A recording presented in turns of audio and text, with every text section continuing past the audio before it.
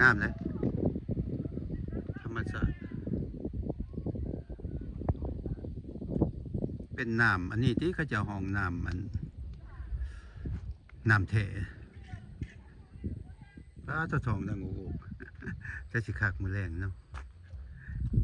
ยังไม่ได้อาบน้ำเลยนี่นะมันไม่น้ำอุ่นจำเป็นก็สิได้อาบเลยมือแรงนี่นะแต่ว่านี่ยังไม่ได้อาบน้ำแถวนี้แล้วน้ำท่วมเห็นกระเจ้าท้ายเวทีเอาให้เบิ่งตอนเพื่อลังดินกวางแล้วเนาะ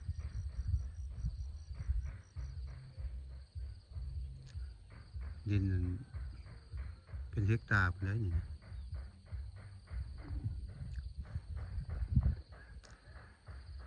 บ้านน้ำเทเขตน้ำเทมันเป็นบ้านน้ำเท